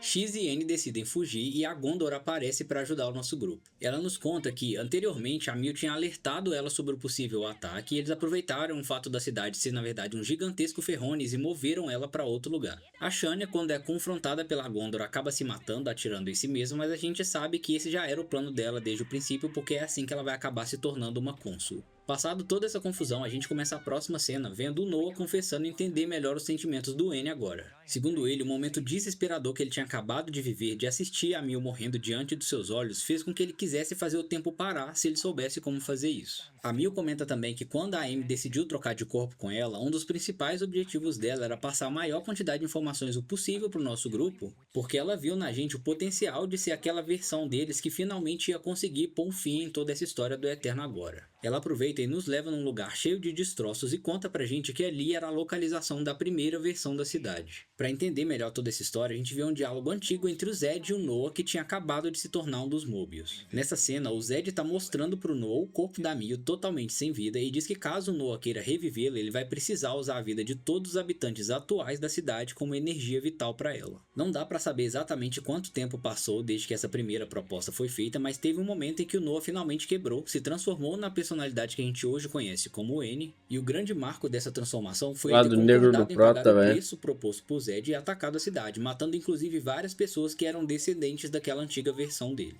Só como uma rápida observação, esse ataque vai ser um dos pontos chaves da história da DLC, então é bom manter ele em mente. A gente vê então que a Mil, desde o momento em que ela foi despertada como Mobius, estava extremamente infeliz com aquilo tudo, mas ela não teve escolha e acabou aceitando seu destino, já que segundo ela, a partir daquele momento ela não conseguia nem desaparecer se ela quisesse. O nosso grupo agora está com suas motivações renovadas por começar a entender, ainda que parcialmente, a verdade por trás das coisas, e também o entendimento de que o Zed aparenta ser a mente mestra por trás de toda essa história. Depois de um merecido descanso, a gente decide ir em busca do local chamado Cloud Keep, que é onde supostamente está adormecida a verdadeira rainha de Agnus. Aqui a gente acaba assistindo mais uma cena de flashback e nela a gente presencia uma conversa entre a verdadeira rainha de Agnus e Amy. Aparentemente as duas já se conheciam e a rainha confessa para Amy que ela vai entrar em um estado de sono profundo de forma a ficar inacessível aos ataques de Zed. Ela então entrega a chave para Amy e pede para que ela um dia a passe para aqueles que estiverem em condições de despertá-la e confrontar o Zed. Pouco antes da nossa chegada na prisão, a Amy apareceu para Gondor, provavelmente já sabendo que o nosso grupo ia cruzar caminhos, e entregou a chave para ela, pedindo para que ela a mantivesse segura e em segredo, para um dia despertar a verdadeira rainha de Agnus junto a um grupo de guerreiros que em breve ia chegar ali. A gente finalmente chega em Cloud Keep e a Mil usa a chave especial em uma espécie de altar que nos revela que o lugar que estava a rainha estava invisível e protegido para que não fosse encontrado por Zed e seus Mobius. Entramos na fortaleza e encontramos a rainha adormecida numa espécie de cápsula, a qual acordamos utilizando aquela mesma chave. Infelizmente, no primeiro sinal de despertar da rainha, ela é atacada pelo Yoram e pelo Consul-D, que nos revelam que estavam secretamente usando a conexão deles com a Mil para nos espionar e nos seguir até aqui. O nosso grupo derrota os dois e o jogo gasta um tempinho para explicar pra gente um pouco mais sobre as motivações do Yoram. Na tentativa de convencer ele a se tornar um cônsul, o Zed deu a ele acesso a todas as memórias das suas vidas passadas. O efeito disso foi que ele acabou se sentindo o inútil do grupo em todas as suas versões e por isso acabou aceitando a proposta. O grupo até tenta argumentar, dizendo que o motivo dele se sentir assim é exatamente devido àquela realidade daquele mundo, onde todo mundo é forçado a lutar e aqueles que não conseguem são condenados como fracos e levados a uma morte ainda mais precoce. O Consul-D, que percebe que o grupo está levemente começando a fazer sentido para o Yoram, o ataca e força os dois a ativarem Interlink para se unir e enfrentarem o grupo novamente. Aqui a gente aprende também um pouco mais sobre o passado do Consul-D e descobrimos que antes dele se tornar um cônsul, ele era um soldado chamado Black Blaze Dirk, um literal psicopata que matava até mesmo os integrantes do seu próprio grupo caso achasse que eles fossem fracos. Não só isso, como ele também decapitava eles e guardava as cabeças numa coleção pessoal. Apesar do jogo não contar pra gente 100% da história de todos os cônsuls, a gente tá vendo o caso do Consul-D aqui pra mostrar pra gente que a grande maioria dos cônsuls já eram uns caras assim, malvados, psicopatas, extremamente cruéis antes de se transformarem. Pra encerrar a luta, durante o combate o Yoram força os dois a se superaquecerem durante o Interlink, provocando um evento de aniquilação e acabando com os dois no processo. Logo depois do confronto a gente descobre que felizmente a rainha sobreviveu ao ataque de D, e ela imediatamente reconhece a Amy dentro de Mil e se apresenta como Nia, a rainha de Agnus e uma das asas de Aionios. My name is Nia, and I am the Queen of Agnus, one wing of Aionios. Nosso último capítulo se inicia com uma conversa entre a Tempo Nia se e a move verdadeira novamente. Ovelha, ocorrida 300 dias antes da colisão entre os dois mundos. Ambas estão É apreensivas unificar porque os dois depois de um mundos, né, super velho? esforço desesperado, elas construíram arcas destinadas a abrigar as almas e as memórias dos habitantes de cada mundo. Essa foi a solução que elas encontraram, né? Uma tentativa de preservar a essência das suas populações diante da colisão iminente. Nesse ponto, a gente começa a desvendar toda a complexidade da história. Num passado muito distante existia um único mundo, e em determinado momento esse mundo foi dividido em dois. Quem conhece os eventos dos jogos anteriores reconhecem que essa divisão foi provocada pela ativação do Condutor, que foi o que deu origem aos mundos de Xenoblade Chronicles 1 e 2. Esses dois mundos, Acaba se lá que comportando explica, como né? matéria e Ou será antimatéria, que é em outra existiam obra? como opostos, mas com o passar dos anos eles começaram a se atrair. Eventualmente essa atração levaria à colisão dos mundos, resultando no aniquilamento mútuo de seus habitantes, restando apenas luz como resultado final. A Nia revela que foi por meio dessa luz que os mundos descobriram a existência um do outro e conseguiram se comunicar pela primeira vez. Grupos de heróis de ambos os lados trabalharam incansavelmente para encontrar uma solução que evitasse esse desastre. E foi aí que eles criaram a Arca Origem, que estava destinada a armazenar os dados de toda a população e reiniciar suas existências depois da colisão. O problema é que algo saiu do controle e no instante final antes da fusão acontecer, o tempo parou. Essa suspensão do tempo foi provocada pelos Mobius e pelo seu líder, Zed. Para manter esse estado de mundo estático, Zed criou uma guerra interminável entre Keves e Agnus, sustentando sua energia vital a partir do sofrimento da população. Zed capturou Amélia, a rainha de Keves, para acessar os dados da origem e manipulá-los conforme a sua vontade. Com todo esse poder em mãos, ele transformou o mundo num tabuleiro que estava sob seu controle absoluto, e depois disso ele começou a recrutar aliados que compartilhavam das suas conexões para formar os Mobius. Apenas o nosso grupo de personagens e o Zed conhecem a verdadeira origem desse mundo. Os Mobius não sabem de toda a história. A Nia, que era guardiã de uma das chaves da origem, usou seu poder para criar a primeira pedra Ouroboros, extraindo componentes da origem e utilizando o Core Crystal que havia em seu corpo. Ela explica que, graças às habilidades dos Ouroboros e à espada do fim que tá com Noah, que inclusive foi forjada a partir de uma ressonância entre o coração da Amélia e a origem, nós temos pela primeira vez uma chance real de derrotar o Zed. O plano era claro, invadir a Arca Origem e libertar a Amélia. Só que o caminho até lá não ia ser tão fácil. A arca está escondida no centro do mar, protegida por um vórtice que impede qualquer aproximação. A Mio, por sua vez, não vai poder usar os poderes de Amy, já que o Zed bloqueou eles. Sendo assim, resta para o nosso grupo confiar no poder único de Ouroboros, que transcende o fluxo de existência de Aionios. Antes de prosseguir com a história, pessoal, eu vou voltar rapidinho em toda essa explicação sobre o Zed, porque, pelo menos na minha opinião, o jogo não faz um bom trabalho quando ele vai fazer a gente entender 100% dessa história. De acordo com a própria explicação que a Nia acabou de dar pra gente, dentro da Arca Origem estava uma versão digitalizada da alma de todos os habitantes dos dois mundos. O jogo não explica muito sobre a engenharia por trás do funcionamento da Arca, mas uma informação muito importante que a gente tem é que uma das bases dela é o Core Crystal de Ontos, ou do Alvis de Xenoblade Chronicles 1. E o plano inicial era que, depois da colisão dos mundos, a Arca ia ativar e não só reconstruir os dois mundos de forma separada, como também restituir as almas e as vidas de todos os seres que estavam lá. O que elas não esperavam é que, momentos antes da colisão acontecer, os medos, os anseios e o desejo por segurança dessas almas fosse ter tanto poder que eles conseguissem fazer o tempo parar, deturpando o funcionamento da Arca, tentando preservar as coisas como elas eram. Esse desejo atuou como um vírus dentro do sistema operacional da Arca e em algum momento se tornou consciente e se autodeclarando. Olha aí, ó, mais uma obra provando que a vontade das pessoas tem poder, hein? Se todo mundo no mundo tivesse o mesmo desejo, assim, sobre, sei lá, quero que o Luffy exista. O Luffy vai existir, tá ligado? Zed hackeou todo o sistema da Arca e criou uma nova realidade que é o mundo de Aionios e o seu Eterno Agora. Um mundo que viveria em um estado estático e nunca avançaria para o futuro. Ele então criou réplica das almas das pessoas e as colocou na sua Guerra Eterna, de onde ele conseguiria retirar energia para manter o seu plano sempre em funcionamento. Um outro motivo o plano dele funcionar da forma com que ele funciona é para manter as almas das pessoas ocupadas, para que nenhuma delas percebesse que tinha alguma coisa errada acontecendo ali. Além disso, ele, juntamente com os outros dois primeiros Mobius, que é o X e o Y, começaram a recrutar pessoas que tivessem potencial para apreciar o seu modo de vida. E foi assim que eles criaram os outros Mobius que a gente conhece. Para garantir que nada atrapalharia seus planos, ele capturou a Amélia e a Nia conseguiu fugir, mas decidiu entrar num estado adormecido para permanecer fora do alcance de Zed e dos seus Mobius. Felizmente, antes da Amélia ser capturada, ela criou a Arma do Fim, a arma do Noah que é capaz de ferir o Zed, a qual conhecemos também como Lucky Seven.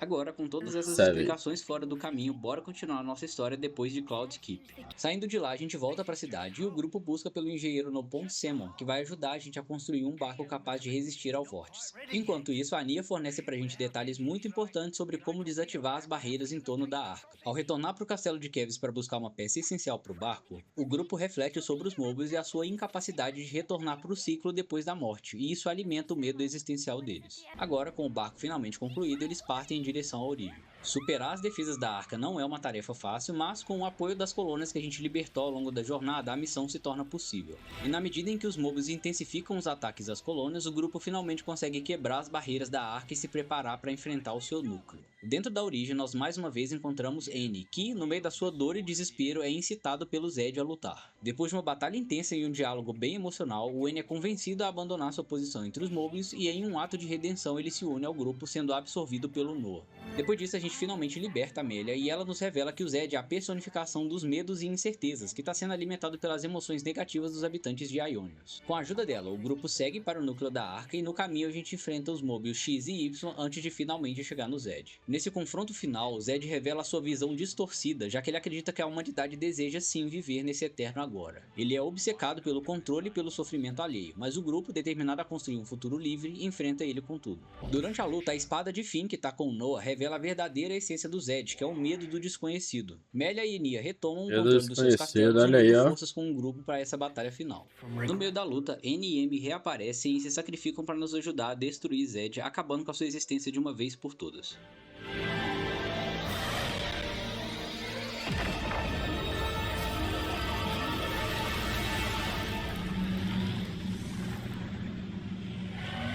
Com a derrota do Zed, o grupo enfrenta uma escolha difícil: permitir que o fluxo temporal retorne e os mundos colidam, ou manter o eterno agora. Eles, obviamente, optam por restaurar o tempo e as rainhas ativam a origem para cumprir sua verdadeira função. O Noah, num gesto simbólico, lança sua espada no mar e se despede, e nós vamos voltar nessa cena aqui mais pra frente. O grupo, que aqui tá super comovido, se separa sem saber o que o futuro reserva. We're worlds apart. I swear I won't. I won't let go. Not ever. I'll always be with you. Our feelings. Lindo, cara, lindo demais. Wherever we are. Ah, nem animaram um beijo, cara. Puta que pariu, mano. Switch é foda. Soon, then.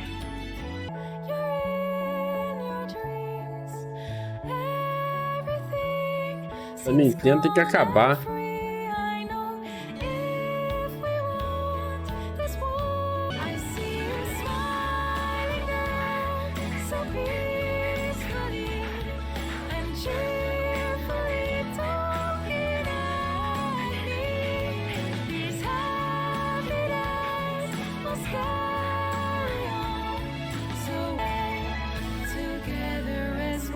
Enquanto a colisão dos mundos acontece, a gente vê Aionios desaparecer. A Arca Origem entra em ação e Noah encerra sua jornada com as palavras finais. Essa é a verdade do nosso mundo. Memórias se derretem na luz da manhã e então um novo dia se inicia. Estradas se estendem diante de nós. Tantos caminhos. Qual você vai escolher? Depende de você. Você irá parar, talvez chore de frustração, mas saiba, está tudo bem, pois as estradas se estendem infinitamente. Então, erga a cabeça e olhe em frente em direção ao horizonte que você escolheu. E, apenas, siga em frente. Os créditos finais aparecem, seguidos por uma cena rápida. A gente retorna lá naquele Noah jovem e ele vê o mundo colidindo e o tempo parando. Só que dessa vez, a cena continua. O Lance, a Yuni e o Yoram chamam-no para ver o festival que está prestes a começar. Enquanto ele avança, uma melodia suave preenche o ar, a qual nós reconhecemos ser a melodia do Homecoming. Ele então, meio que se sentindo guiado pela música, parece que ele sente alguma familiaridade ali vindo dela, ele parte na direção de onde o som tá vindo. E aqui se encerra a história do jogo base.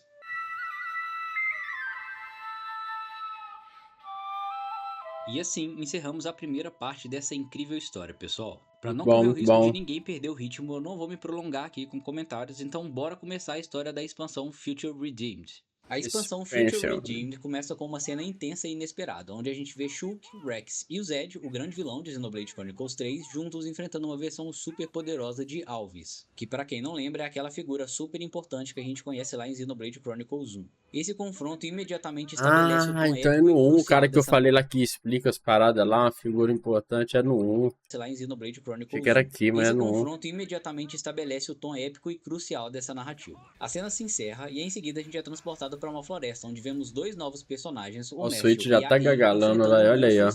Os dois demonstram habilidades excepcionais enquanto utilizam poderes robôs contra o inimigo. Só que aqui, diferente do jogo base, esses poderes não envolvem a fusão entre dois personagens, mas sim técnicas de combate potencializadas que são realizadas com suas armas especiais. Aí então alerta o Matthew de que os Mobius podem detectar esses poderes e recomenda que ele tenha cautela ao utilizá-los. O Matthew é um sobrevivente do ataque de N à cidade que no ponto da história onde a gente tá, acabou de acontecer. I had to make sure it's a good one.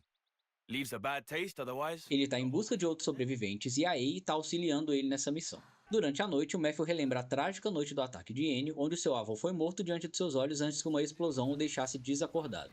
Enquanto eles estão descansando, a gente vê um grupo de jovens soldados sendo atacados por monstros que lembram as Fog Beasts, que são introduzidas lá em Future Connected, aquele episódio extra de Xenoblade Chronicles. Esses monstros agora a gente entende que foram os primeiros sinais da colisão entre os mundos. Na manhã seguinte, o Matthew e a Ei detectam um sinal de um possível sobrevivente e partem para investigar. Infelizmente, eles descobrem que o sinal pertence a um soldado em seus últimos momentos de vida. Perto dali está acontecendo uma batalha entre Kevis e Agnus. Alguns soldados de Agnus, que estão sendo liderados por Glimmer, avistam Nicol, um soldado de Kevis, e entram em combate. O Matthew não se segura e intervém, tentando parar a briga e explicando para eles que o verdadeiro inimigo são os Mobius. Enquanto o Matthew para o conflito, a gente vê uma onda de luz saindo da luva dele e depois a gente aprende que quem é tocado por essa luz também recebe os poderes Uroboros. Porém, nesse momento os cônsuls R e Q aparecem e confrontam Matthew por ele estar estragando a diversão deles. Aí consegue impedir a fuga e derrota ambos os cônsuls, quebrando os Flame Clocks ativos na batalha e libertando a Glimmer e o Nicol. A arma da Ei, que é uma espada estranhamente semelhante a Monado, e o código Caralho, pelo Switch morrendo, não é nem pela cena, são velho. detalhes importantes que ressaltam a conexão com a história anterior e a gente vai entender eles melhor mais pra frente. O Matthew explica pra Glimmer e pro Nicol que com seus Flame Clocks destruídos eles não precisam mais lutar, e embora eles ainda não estejam totalmente convencidos, eles se acalmam. Mais tarde, a Glimmer, que está afetada negativamente pela quebra do seu Flame Clock e pela interrupção do seu Homecoming, que estava perto, desabafa e decide jantar com o grupo. Porém, durante a noite ela tenta fugir. A Ei até percebe isso, mas opta por não impedi-la. Esse primeiro capítulo estabelece a base narrativa de Future Redeemed, reintroduzindo personagens conhecidos e apresentando novos protagonistas. A gente começa o próximo capítulo em um flashback onde a gente é introduzido ao passado do Noah. Ele e a sua irmã mais nova, a Nael, estão sendo treinadas pelo seu avô Gondor para controlar os poderes Uroboros. O Gondor, o qual a gente descobre ser filho do Noah e da Mil, os protagonistas de Xenoblade Chronicles 3, revela que está treinando seus netos para eles serem os primeiros a dominar completamente esses poderes, algo que ninguém conseguiu fazer até então. Ligando os pontos aqui, a gente entende que durante a DLC nós vamos aprender mais sobre os fundadores da cidade, que foram os primeiros a receber os poderes Uroboros e enfrentar os Mobius para criar aquela versão da cidade que a gente conhece no jogo base. E só para recapitular também, durante aquela cena onde vemos uma sequência de visões onde aprendemos sobre as diferentes versões da Mil e do Noah, uma dessas versões, antes de morrer, chega a ter um filho, e esse filho é o Gondor, que é o avô do Matthew e protagonista da nossa história. Enquanto eles estão treinando, um grupo de crianças interrompe pedindo a Nael que toque piano para elas, e ela prontamente atende ao pedido. Voltando pro presente, o Nicol acorda Matthew com a notícia de que a Glimmer fugiu. Ciente do perigo que ela corre sem o seu Flame Clock, o Matthew decide segui-la para salvá-la. Durante a busca, a gente descobre que o Nicol criou sua própria arma, já que ele é incapaz de invocar Blades para lutar. O Matthew conta para ele que agora ele tem acesso aos poderes Uroboros, que foram criados para derrotar os Mobius, e menciona que esses poderes foram desenvolvidos aproximadamente 70 anos atrás. Em uma breve cena, a gente vê o Zed e N observando o grupo no familiar teatro do Zed. A Glimmer, que ainda tá fugindo, enfrenta um grupo de lobos e acaba descobrindo os poderes Uroboros dentro dela. Ela é encontrada por um grupo de sobreviventes da cidade, incluindo uma soldado chamada Panacea e um dos líderes desse grupo, que é o Shulk.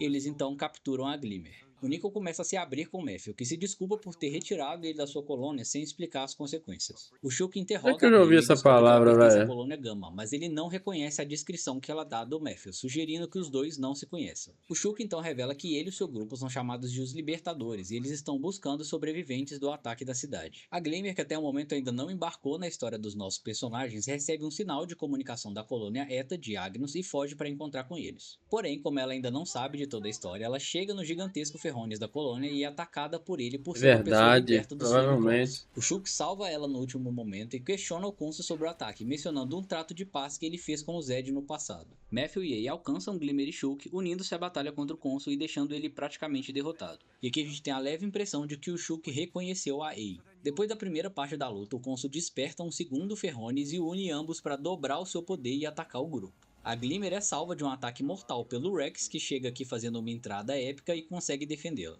Leave it to Uncle Rex.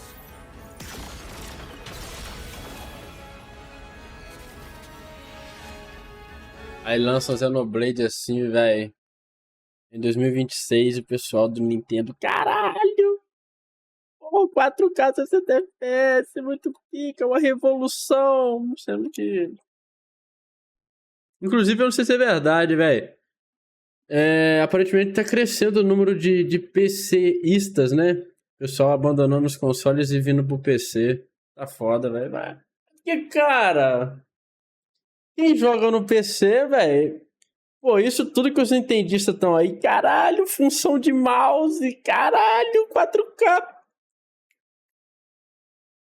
Pô, quantos anos a gente do PC já tá nisso, velho? A gente já tá querendo ir pro 8K, tá ligado? Não eu, no meu caso aqui, infelizmente eu não tenho um poder aquisitivo pra ter um hardware foda, né? Mas, pô, pegando assim com base o que a gente tem de melhor pra um PC, pô, a gente já tá arriscando 8K já, velho. 120 FPS, 200 FPS, tá ligado? Esse negócio de 4K já é passado, mano. Esse negócio de 100 FPS já é passado, tá ligado? Nós já estamos outro nível. É foda. O único problema nosso é que os jogos, além, assim, alguns chegam normalmente, outros demoram 1 ou mais anos pra chegar no PC e uns nem chegam, tá ligado? São exclusivos de console, né? Esse é o problema, mas... E a gente paga mais barato. Jogos de PC saem mais barato do que você comprar pro console. Pelo menos alguns, né? I'll sure my thing goes free. Começamos o capítulo com um flashback e nessa conversa entre Nael e Matthew a gente aprende que faz 15 anos desde que o Tratado de Paz entre a Resistência e o Zed foi estabelecido. Só ver um negócio aqui rapidinho, só pra ver se o Black Myth é mais barato no Black Myth com PS5. Caralho! Pra console é mais caro, pra PC tá 220. Tá bem mais barato no PC. Então, assim, tem jogos que assim, os jogos costumam chegar mais barato ainda pra PC, tá ligado? Isso é muito foda, velho. PC tem seu ônus e seu bônus, tá ligado? Começamos o capítulo com um flashback e nessa conversa entre Nael e Matthew a gente aprende que faz 15 anos desde que o Tratado com de Paz certeza, entre a velho. Resistência e o Zed foi estabelecido. A gente ainda vai Acho que a entender mais sobre história esse tem que vir em Tratado de primeiro Paz mais lugar, pra sim, frente. mano. A Nael sugere A que gameplay talvez também tem que abandonar o conflito ser poderia primeiro. evitar mais sofrimento, mas o Matthew rejeita a Quer ideia dizer, afirmando que velho, aí depende do gosto de cada um, depende do jogo, né? Gameplay e história ali pode ser primeiro ou segundo lugar ali. Aí, pô, outras questões técnicas aí vem em terceiro plano, velho. talvez abandonar o conflito poderia evitar mais sofrimento, mas o Matthew rejeita a ideia afirmando que muitos soldados de Keves e Ágaros ainda estão presos num ciclo eterno de morte e violência, sendo manipulados por uma causa falsa. A tensão entre os irmãos reflete as dúvidas crescentes sobre o impacto e o curso da resistência. É muito o primeiro e segundo lugar vai muito do gosto da pessoa, se ela considera a gameplay mais importante, ou a história mais batalha contra o importante. Khonsu Kai e seu poderoso Ferronis fundido é liderada por Rex, Shulk e Matthew. Com ataques coordenados, o grupo finalmente derrota o inimigo, demonstrando a força da sua união. E logo depois da batalha, somos apresentados a Linka, que possivelmente é filha do Zeke e da Pandora de Xenoblade Chronicles 2. Ela se junta à equipe como uma investigadora dos Mobius. Enquanto a turma se reagrupa, o Rex percebe o Core Crystal de Alves na orelha da Ei, gerando discussões. E depois de um debate sobre confiança e objetivos em comum, eles decidem seguir juntos para a base de operações do Shulk. Durante uma parada para acampar, o grupo compartilha momentos de interação e revela detalhes das suas histórias. Link e Rex especulam que Glimmer pode ser filha do Rex, possivelmente com a Pyra ou com a Mitra, enquanto o Shulk fortalece a sua relação com o Nickel, que ele reconhece como sendo seu filho.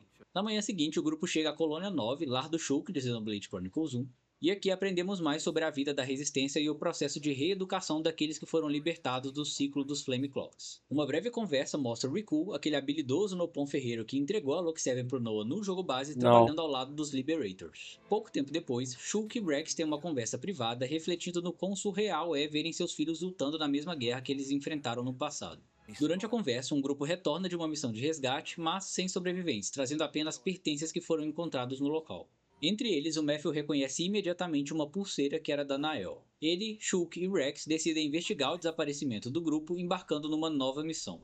No local do desaparecimento, o grupo encontra evidências enigmáticas. Não há sinais de partida ou luta e parece que os envolvidos simplesmente desapareceram. Em um novo flashback, vemos Matthew e Nael lidando com uma tragédia anterior. Eles encontram um grupo que fundou uma nova cidade, só que todos eles estão mortos. O impacto da cena abala profundamente a Nael, que começa a questionar o valor de continuar libertando pessoas da colônia, dado o custo que isso tem em vidas.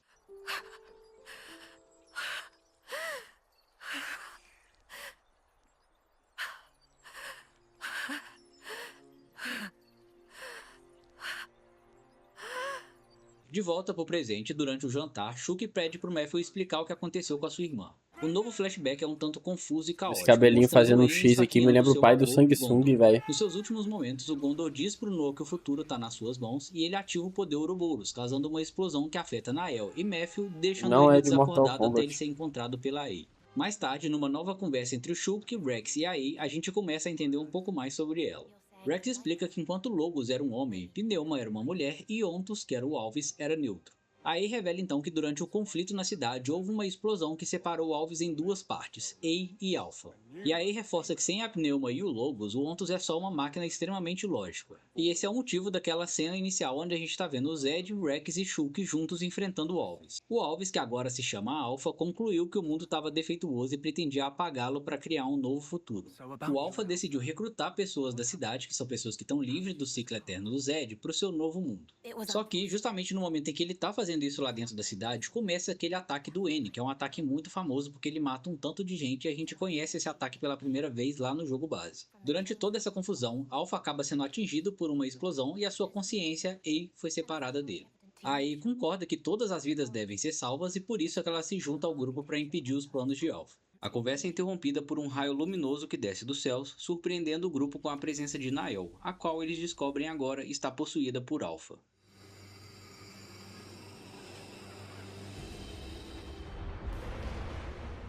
What's this? This wind? Over by the lake. What's this? This wind? Over by the lake.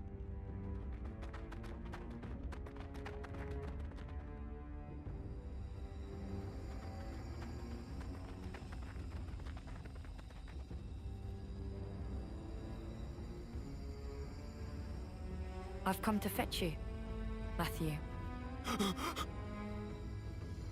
Come. It's time to go.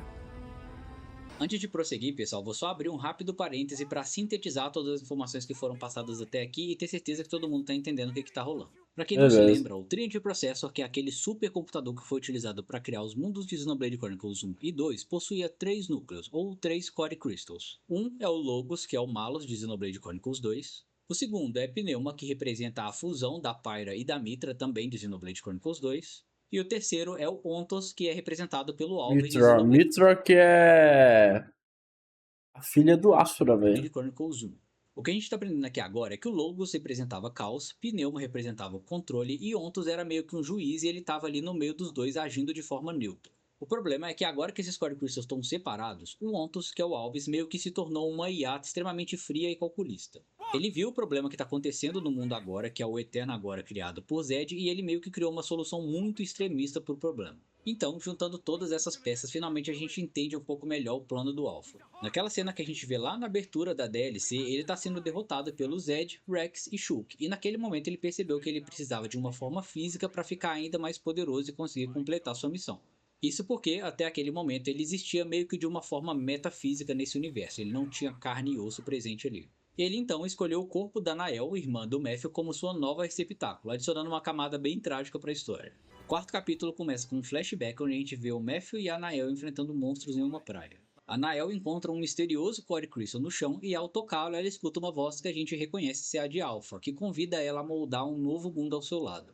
Intrigada, ela guarda o cristal tentando compreender o seu significado. Essa cena explica pra gente como que começou essa história toda da Nael se envolver com o Alpha. A partir desse momento, o Alpha por diversas vezes se manifestava como uma voz dentro da cabeça dela, se aproveitando do fato dela ter bastante dúvidas sobre o quanto vale a pena continuar lutando pela causa e se eles mais pioram do que melhoram Jorge toda a Luz. situação com essa E luta aí, deles. maninho? Alvis Beleza, sabe meu que querido? está, Boa aos noite, poucos, seja se bem-vindo. conectando com os questionamentos internos da Nael. E pra piorar, durante um desses momentos em que ele tá falando com ela, N chega e inicia o fatídico ataque à cidade. A confusão e a violência criam o cenário perfeito para que Nael ceda às promessas de Alpha e finalmente permita que ele tome conta do seu corpo. Voltando para o presente, Matthew finalmente encontra Nael e tenta convencê-la a abandonar Alpha. Porém, o conflito entre eles se intensifica e uma batalha acaba se tornando inevitável. Durante o combate, Não, as mano, o fortes Jorge emoções de Lúcio eu Nael acho que é acabam o fortalecendo Jorginho lá Alpha do ainda Lethal mais. Company, E cara. nesse momento, o N De vez entra em pra quando luta nós se e junto do esbarra grupo aí, conseguem derrubá-lo joga junto. temporariamente. Enfraquecido por causa do dano que foi causado ao seu Core Crystal, Alpha é forçado a recuar.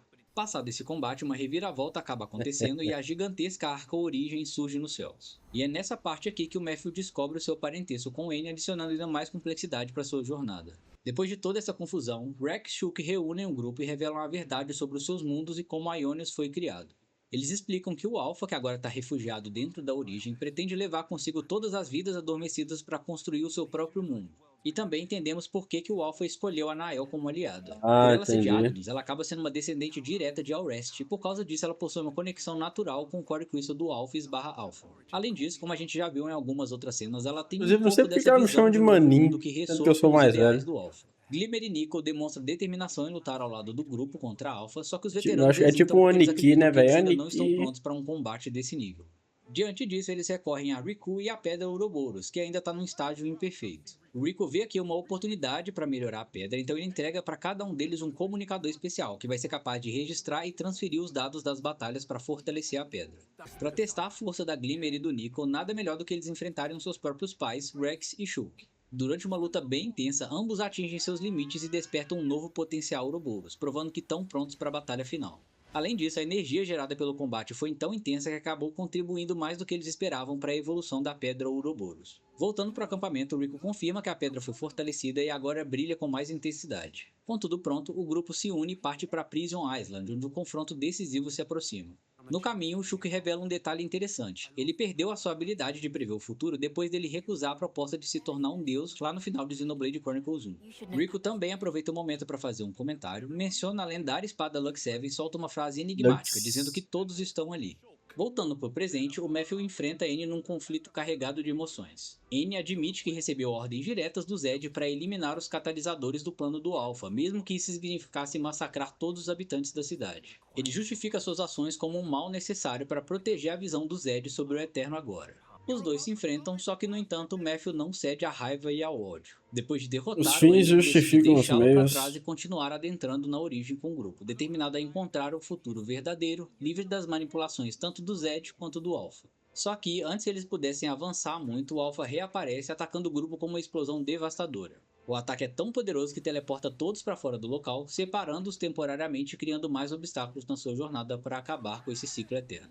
Antes da gente entrar no próximo capítulo e ver o resultado da explosão que atingiu o grupo, o jogo finalmente mostra pra gente uma versão completa do que aconteceu no dia do ataque de N à cidade. Gondor, o avô de Matthew e da Nael, estava voltando para casa quando o ataque começou. Ele se depara com Nael, que já está sob a influência do Alpha, aparentemente guiando pessoas para um novo mundo idealizado por ele. O Alpha queria recrutar essas pessoas porque, segundo eles, por elas serem pessoas que estavam fora do ciclo de Eterno agora, elas eram pessoas puras e que poderiam habitar este novo mundo que ele estava criando. A cena é marcada por uma atmosfera tensa e confusa, com os cidadãos da cidade sendo convencidos de que aquele era o único caminho para escapar do ciclo eterno imposto por Zed e os seus Mobius. Ao mesmo tempo que isso está acontecendo, o N chega na cidade liderando um exército de monstros. Demonstrando frieza e brutalidade, ele ataca indiscriminadamente, mesmo sabendo que Gondor é seu próprio filho. E durante o confronto, o N revela o verdadeiro propósito do plano do Alpha: conduzir os dignos, aqueles papo livres reto. do ciclo do Tudo Eterno parecendo um agora, para um robô. novo mundo, enquanto usa os presos no ciclo como catalisadores para moldar esse futuro.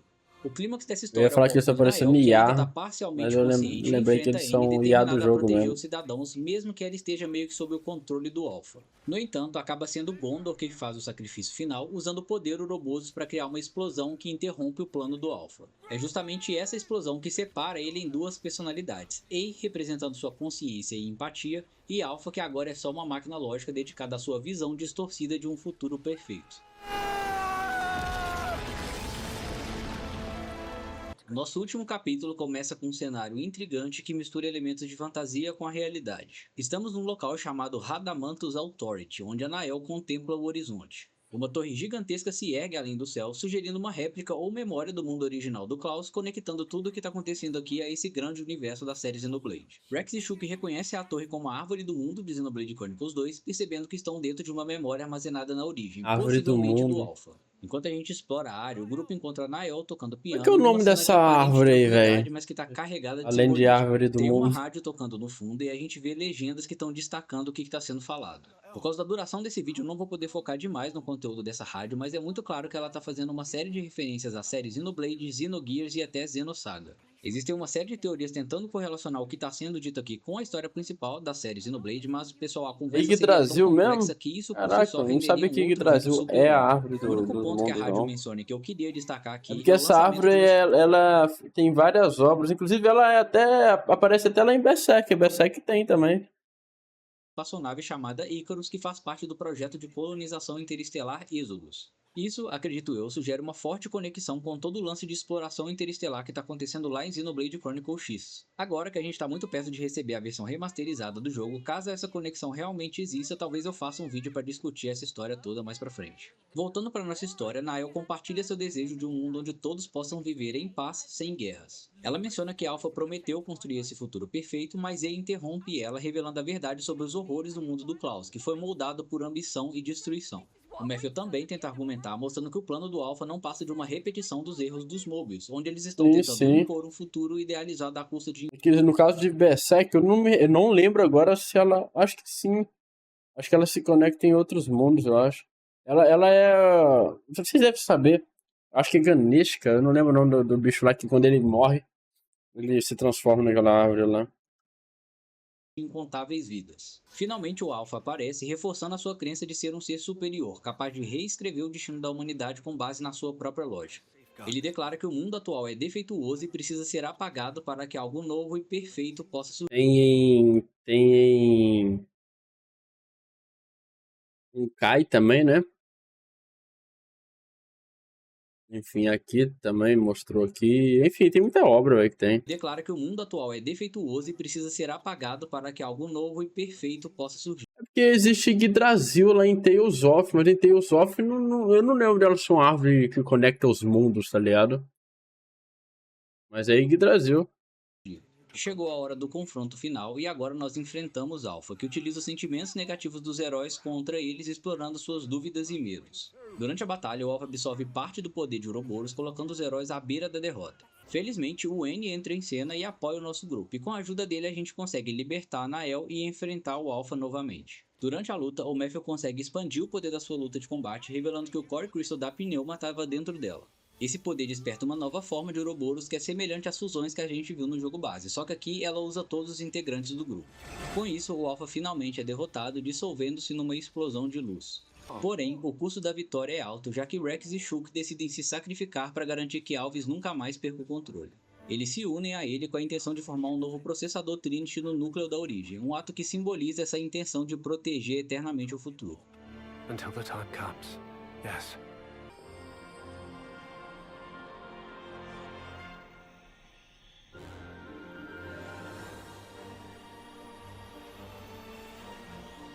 A Arca Origem cai dos céus, formando uma enorme cratera cercada por água, que é aquela que a gente conhece em Xenoblade Chronicles 3. Com a ameaça do Alpha finalmente eliminada, o Matthew decide partir em uma jornada pessoal para entender o seu papel nesse novo mundo.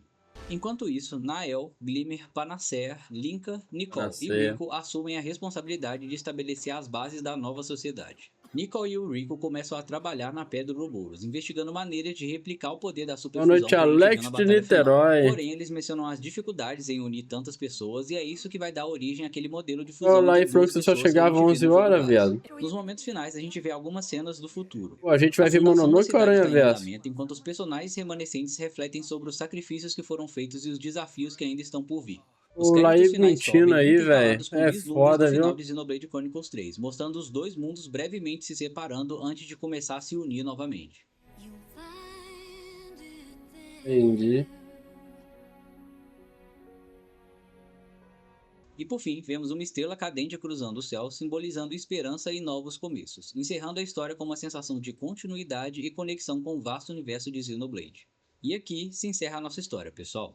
Espero que vocês tenham gostado e se divertido com o vídeo, até porque esse aqui foi de fato muito longo. E claro, se até aqui você ainda não fez Muito isso, eu bom, peço que velho. você deixe um like para Deixei incentivar o a gente like. e se inscreva no canal. Eu vou ficando por aqui, um abraço e até o próximo vídeo. Eu peço perdão por não comentar muito. Acrescentei nada ao vídeo, 10 minutinhos só, né, que foi só discussão. A gente vai ver Mononoke ou vai ver Aranha-Verso agora, pô? Converter o safado. Muito bom, velho. Parabéns a Itinerante, né, velho? Canal muito bom aí, conta historinhas também bem bacana. E o Xenoblade parece ser uma boa obra em si, né, velho? Eu pego no pé, assim, que eu adoro pegar no pé, né, velho? Principalmente fala mal de nintendista, que é bom demais, né, mano? Ganha uns dislike a mais, mas tô nem aí, é bom demais, velho. Muito bom.